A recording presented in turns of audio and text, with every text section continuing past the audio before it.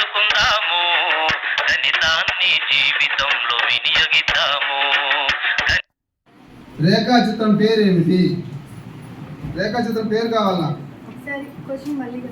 y = ax² + bx + c. ఈ సమీకరణానికి బొమ్మ గీస్తే పాసా?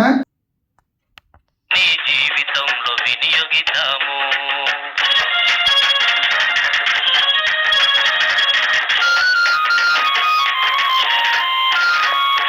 ప్లస్ గుర్తు కూడికకు చిహ్నం, మైనస్ గుర్తు తీసివేతకు చిహ్నం.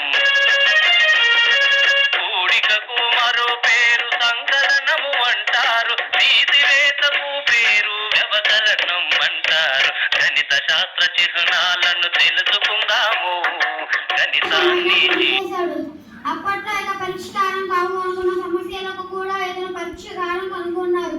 ఈయనలోని గణిత పరిశోధన ప్రవృత్తి ఏకాంతంలోనే ఎక్కువగా అభివృద్ధి చెందింది. తన పరిశోధనలతో అప్పట్లో ప్రఖ్యాతిగాంచిన గణిత శాస్త్రవేత్తలకు దగ్గరవ్వాలని ప్రయత్నించాడు. కానీ ఆ ప్రయత్నాలు చాలా వరకు విఫలమయ్యాయి. ఎందుకంటే రామానుజన్ కనుగొన్న సూత్రాలు అపూర్వమైనవి, అప్పటిదాకా ఎవరు పరిచయం చేయనివి. దానికి తోడు వాటిని రామానుజన్ సమర్పించిన విధానం కూడా విభిన్నమైనది.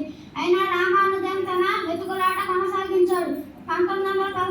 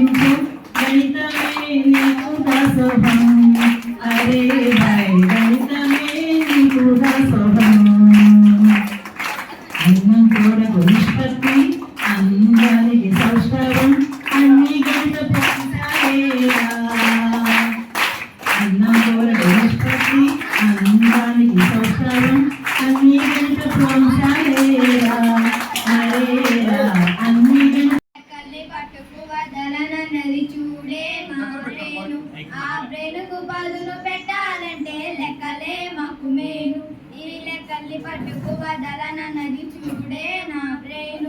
ఆ బ్రెయిన్కు పదులు పెట్టాలంటే లెక్కలే మాకు మేను. మాకు లెక్కలంటే ప్రాణం, ఆ లెక్కల్ని మేము వదలం. మాకు లెక్కలంటే ప్రాణం, ఆ లెక్కల్ని మేము వదలం. ఈ లెక్కల్ని పట్టుకు వదలనన్నది చూడే నా బ్రెయిన్.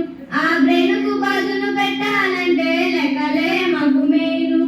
రేఖా గణితమా, రాంబర్ సూత్రమా, ఎన్నెన్ని లెక్కలైనా మాకు ఇంతటి వరమా. రేఖా గణితమా, రాంబర్ సూత్రమా, ఎన్నెన్ని లెక్కలైనా మాకు ఇంతటి వరమా. ఏ రేఖే చూసినా, ఏ గీతే గీసినా, వృత్తమే త్రిభుజమే